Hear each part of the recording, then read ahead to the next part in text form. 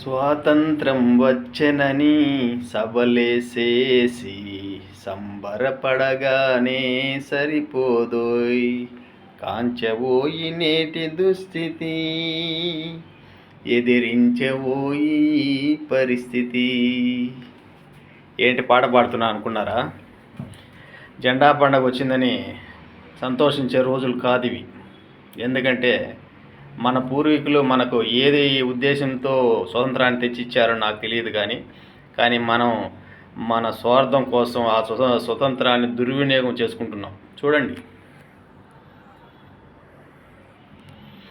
Monday ఎండలు, బయటికి వెళ్ళలేము, ఇంట్లో ఉండలేము, ఉక్కపోత ఇంటిలో. బయటికి వెళ్ళి జెండా పండుగ ఎలా చేసుకోవాలి, ఎలా బ్రతకాలి? సంవత్సరం పొడుగునా ఎండలే. వానాకాలం లేదు, చలికాలం లేదు, గాలికాలం లేదు, ఓన్లీ ఎండాకాలం. బయట రైతు ఎలా వ్యవసాయం చేయాలి? ఫ్యాన్ పెట్టుకోగలడా? ఏసీ పెట్టుకోగలడా? కూలర్ పెట్టుకోగలడా?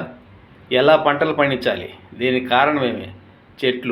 చెట్లను విపరీతంగా నరికేస్తున్నారు. ప్రతి దానికి ఏ పని చేయాలన్నా చెట్లు నరికేయడమే కారణం. దీని మీద మన రాష్ట్ర ముఖ్యమంత్రి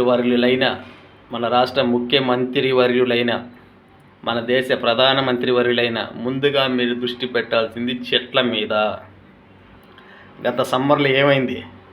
49 డిగ్రీలకు చేరింది వేడి. నెక్స్ట్ సమ్మర్కు 50 దాటుతుంది. మానవ శరీరం ఎంతవరకు తట్టుకుంటుంది? బ్రతకాలంటే మనకు అనుకూలమైన వాతావరణం ఉండాలి, చెట్లు ఉండాలి.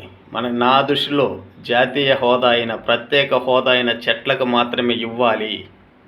అప్పుడే చెట్లు క్షేమంగా ఉంటేనే మనం చల్లగా 10 కాలాలు బ్రతకగలం. అప్పుడే స్వాతంత్ర దినోత్సవం చేసుకోగలం. నిజంగా స్వతంత్రం ఇవ్వాల్సింది చెట్లకు. జై హింద్.